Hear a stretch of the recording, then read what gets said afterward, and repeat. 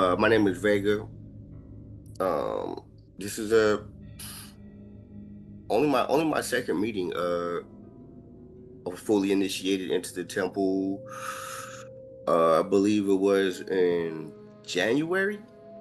In January, I had did my initial preliminary initiation. It was, I believe, in December of 2023, and I was going through homelessness at the time, and uh, I mean that was a Qliphothic experience itself from my work up until that point, and went through it for about a good year and a half.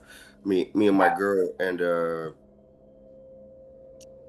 ended up working our way out of that shit, and yeah, now here we are today. So we're just gonna go over astrology. Probably a lot of things that everybody knows, of course. In the beginning, I just like to put together a little review, though, just so we could tie it all in together, So, beyond the divination, astrology as an active and creative force, right? Of course, you're going to be using your natal chart in order to determine what kind of work you want to do. Not that you have to stick to that, but it's kind of like a little boost, if you will.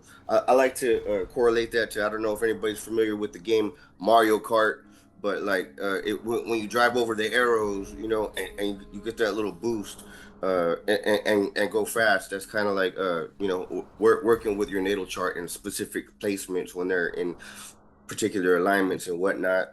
Invoking the archetypes, working with planetary energies, timing your work. That's what I was just talking about right now. Harnessing the power of transits and lunations. Advanced practice, we get into the Goetia a little bit, Qliphoth and the tunnels of Set, and then integrating tarot and crystals and stones into your work. So beyond divination, the old paradigm. So, the common view of astrology is often seen as a passive tool predicting moods, telling fortunes, general guidance. We all know, we've talked to those people who they don't particularly like astrology, and I'm not just talking about in the path. I mean, just regular normies or whatnot. Are you believe in horoscopes, man? I don't believe in horoscopes, and to that I always say, hey, you don't have to. Do you believe in math? I mean, you don't need to believe in math, and math just does its thing.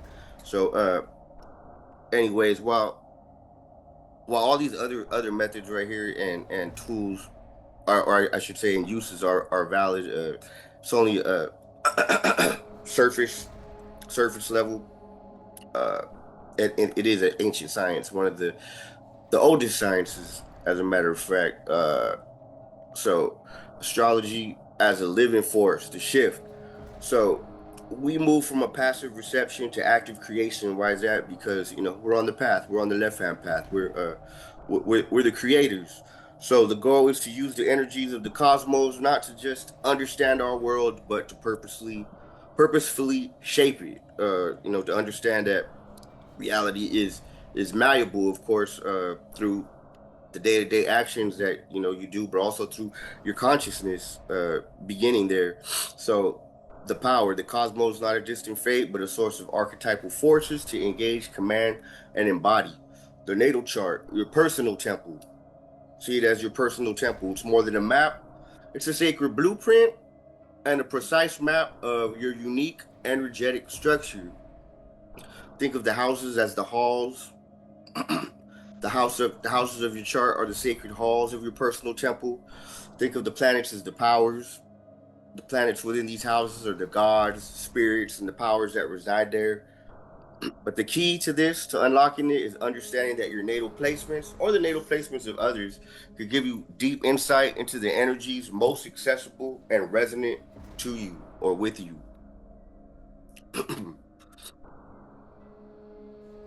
Invoking planetary archetypes. Each planet represents a fundamental archetypal energy, a pure expression of a cosmic force. Through ritual, we can intentionally align our will with their power. We can command them to bring about a desired change or to illuminate a hidden truth. So, Mars, for example, the archetype of action, right? So, courage, assertiveness, the drive to begin a new project. So the house of your natal Mars is where your willpower is strongest, and just some of the correspondences will be like red or iron as far as the metal, fiery herbs, say like dragon's blood. You know what I'm saying?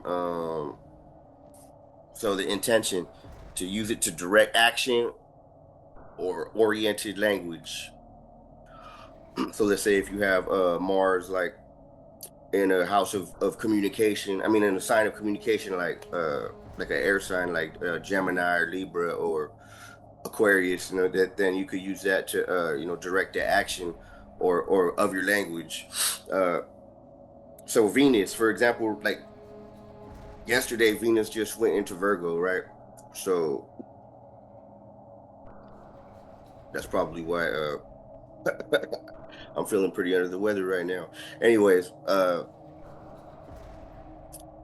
use for love, beauty, creativity, abundance, the natal focus. Your natal Venus shows you how to uniquely extract and magnetize. So some of the correspondences for the colors will be pink and green. Metal will be copper. The scents, sweet scents, rose. Rose oil. You can use rose petals or flowers as implements for it. Intention, focus on drawing in your desire with an open, receptive heart. So you can see the correspondences that I have right next to the glyph of the planet itself, Taurus and Libra. Um, as a matter of fact, we're going to be entering into Libra tomorrow, right, with the solar eclipse and whatnot. So Mercury actually just entered into Libra, I believe, like 2 days ago. So it'll be a good time to access that Libra energy if you got any of that Libra energy going on in your chart with planets and whatnot. So Mercury's the archetype of communication, used for clarity of thought, decision making, communication, of course. Mercury is going to reveal how you think and communicate best. It is the thought process. Uh, Colors: blue, yellow, orange as well. Symbols, pens and paper, anything that's going to be connected to Mercury, such as like Tahuti or Thoth, Hermes, um, to facilitate clear understanding and rapid exchange of ideas, right? So now adding a little bit of nuance, you're going to take the knowledge of the planets that you have and make your work more precise and potent. Uh, Understanding the elements of the planets, of the signs, the modalities, such as mutable, fixed, or cardinal. Now, combining all of these things is like pretty much making a recipe. You take your salt, you take your pepper, and anything else you got going together, put it up in the pot, and you got yourself a nice little meal going on there. But I'm using that as a analogy, of course, talking about astrology. So timing your work, the power of transits, the planets in the sky are in constant motion, creating cosmic current that can amplify your ritual work. So the way that I like to explain this to people who like if I'm just talking to everyday cat, I always like to tell them I reference music because I used to make a lot of music. I've always been into music. Think of the moment that you were born as like your jam. That's like your favorite song right there.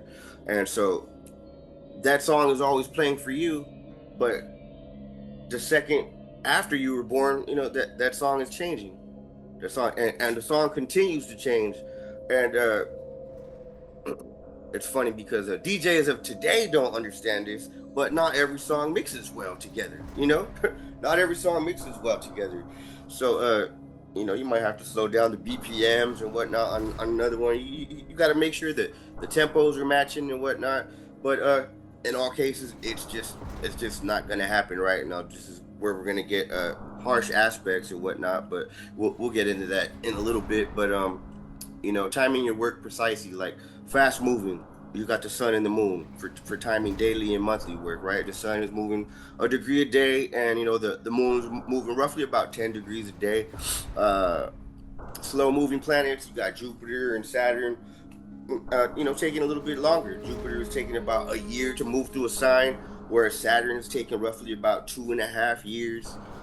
So long-term transformations right there, especially once you get into further planets, further out than Saturn. So now you got retrogrades. We've got quite a few planets in retrograde right now, where the energy is internalized. So everything is, internalized. That's a good time to go do that shadow work right there. Whereas everybody likes to, get scared of retrogrades. That's the time to go in right there for real. Um, Reevaluation, the inner work.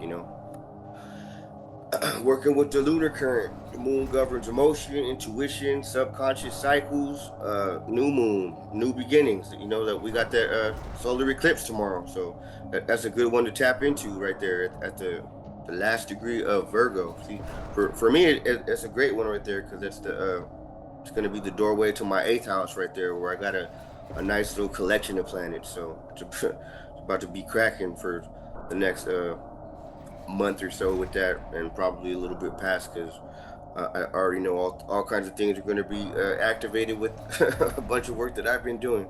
So waxing moon for growth and attraction and manifestation, full moon for it's the culmination for illumination and release, waning moon banishing, cleansing, and releasing. We don't really banish upon here, but releasing and cleansing most definitely, especially right now when we're in Virgo season. You can tap into that for the cleansing.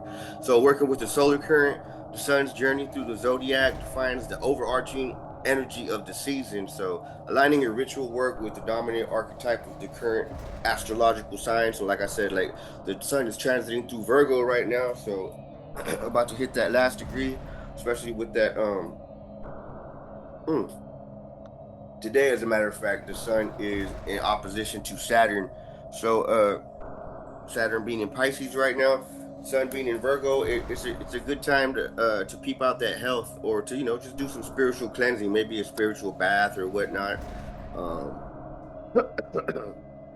Cleansing meditations and visualizations and path workings. uh yeah, there's some more examples right here. Aries, time for bold, assertive action. Taurus season, a time for grounding and material abundance. And you don't have to just wait for the sun to actually be transiting through those areas. Uh, you could take, let's say for right now, the sun is in Virgo, so it's making a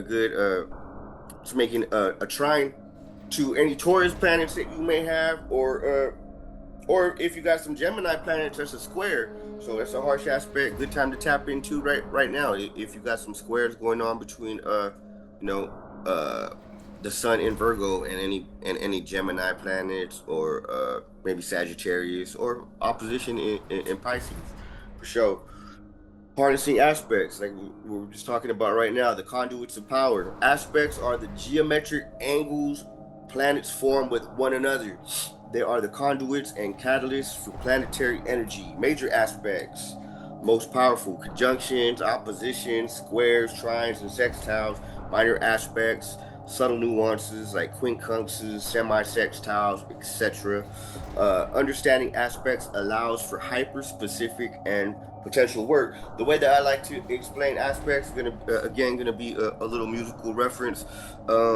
If you're familiar with the keys on the piano, and you tap one key, and you tap just the key right next to it, that will be like a semi-sextile. It's almost the same, but it's not. It's almost in harmony. It's almost like a disharmony. But you go a couple keys away from it, and now you're gonna be in a sextile, right? It's gonna be a sextile. So you're gonna hear that harmony, but since it's so close to the actual first note that is depressed, you're gonna have to add some accompaniment to actually bring that harmony out, right? You're gonna have to add some accompaniment. So if you go another key out, that's gonna be similar to what a square would be like. So not going to be so much harmony right there. You're going to hear a little bit of discord.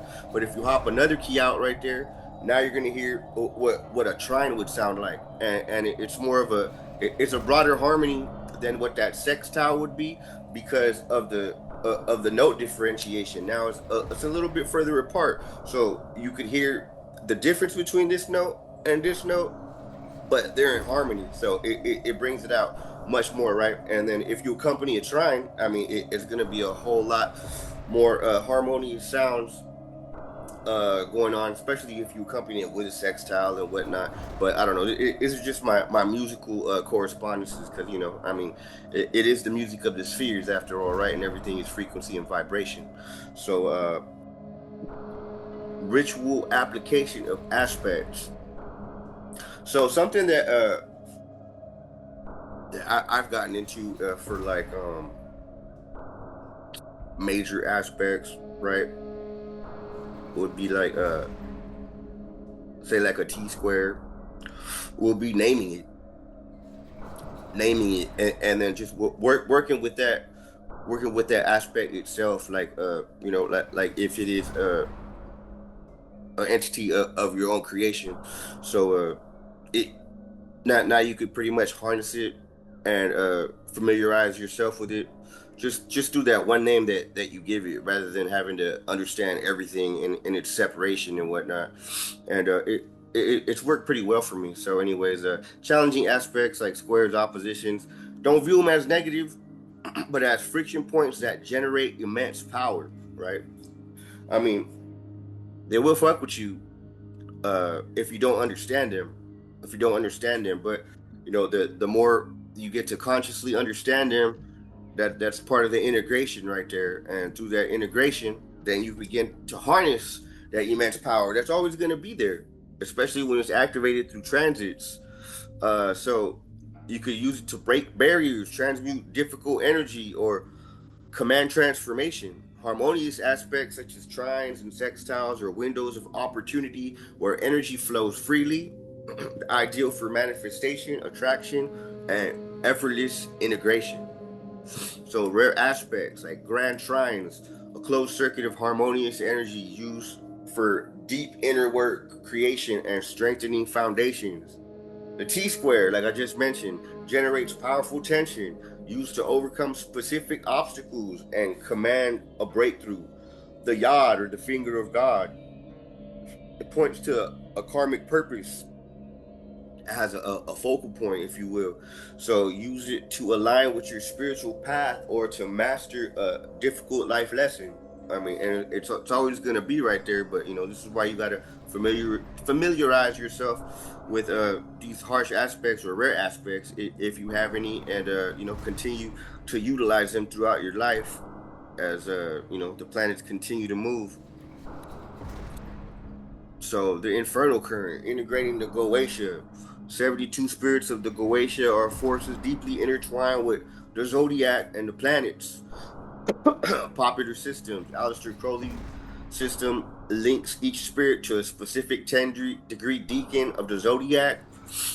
Alternative frameworks. There's other systems like Qliphoth Astrology. That's a good book to reference. There's other different correspondences as well. And the true key, though, the most powerful system is the one forged through your own personal gnosis and direct experience. So, although you got a lot of good systems and guidelines out there, there's always that other system that could be created through your own subjective. So, designing goetic works, natal placements. Identify spirits corresponding to your natal planets for deep foundational self-initiation. Transits, you could work with the spirits corresponding to a challenging transit, such as a square or opposition. Like today we have the sun in opposition to Saturn. So just figure out what degrees those are sitting at, and check out those goetic correspondences, and you can work with that. You could work with that to command the friction and force a breakthrough. Synastry, you could apply the same principles to aspects between two charts to affect a specific relationship or dynamic. The Qliphoth and the tunnels of Set. The Qliphoth, shadow side of the tree of life, it corresponds to the celestial bodies. They govern the forces of destruction, chaos, and separation essential for self-deification. The 22 tunnels of Set are paths of ordeal and initiation, each aligned with the zodiac sign, planet, or element. So, ritual application of the Qliphoth, the core principle. The harsher the astrological aspect, the more potent the ordeal and the greater the potential for growth. Align with natal placements. Face and master a core challenge by working with a Qliphoth or tunnel corresponding to a difficult natal placement. Capitalize on transits. Intentionally initiate into a Qliphoth during a difficult transit. Uh, it's funny, I put Saturn square Sun, but yeah, we got Saturn in opposition to the Sun today. To command the ordeal and absorb its power for your evolution. So like that's gonna come with a disclaimer, because you know if you ain't really ready for that, if you question it, then I would suggest maybe not to do it, because you know when once you do activate it, it's gonna be on and popping, and you know there's no going back. It's only going forward or staying still, which I do not recommend. Astrology and tarot, divining gnosis, the goal to receive gnosis, divine intuitive knowledge that guides your path, the method. Combine the fixed symbolic language of astrology with the fluid archetypal language of tarot, the dialogue. Incorporating tarot into the ritual turns a one-way command into a two-way conversation with the cosmos. So the Grand Symphony, working with crystals and stones. So crystals are not inert objects; they're crystallized light and energy. So a good way like to, let's see, demonstrate like this right here, right? Let's say like today is like I said a few times, Saturn in Pisces in opposite, the sun's in opposition to Saturn in Pisces, being in Virgo right now. So I'm gonna do a spiritual bath later. I went and you know collected a bunch of crystals that is corresponding to everything that I'm trying to make happen, right? So for myself, I'm gonna do. I'm hitting all the chakras today. I'm hitting all the chakras. So you know I got crystals and herbs to correspond with all of those things. A few other implements and whatnot. So see how I align that with the astrology through Saturn and Sun being in their opposition. So they have specific vibrations and corresponding to planets, signs, and elements. The anchor crystals act as physical anchors for the cosmic energies you are working with, making your ritual more grounded and resonant. So this is your elemental toolkit. Planetary correspondences. Use crystals associated with the planets of your ritual, like rose quartz for Venus, bloodstone for Mars. Elemental alignment, amplify a ritual's focus with a stone of the corresponding element, like carnelian for fire, obsidian for earth. Goetic integration, pair the corresponding stone with the planetary and zodiacal timing of a goetic working to create a physical conductor for that specific energy. So you're the author of your own cosmos. These practices are a map for the soul's journey. You're not a passive subject of the stars. You're the author and the creator. Every ritual is an experiment. Do as thou wilt. The foundation of all true power is knowing yourself. So pretty much, you know, it's cool to use astrology as that tool set. Like I said right here, it's the map of the soul's journey, right? But you don't have to adhere to the placements or whatnot. It's all about mastering over astrology and getting above the influence. And once you do that, you know, I mean, you make your own chart. You know what I'm saying? Do as thou wilt, like I said. But you gotta master your way there. Hope y'all enjoyed the little mini presentation that I put together. And my apologies for being a little foggy headed and under the weather. COVID got me a little bit.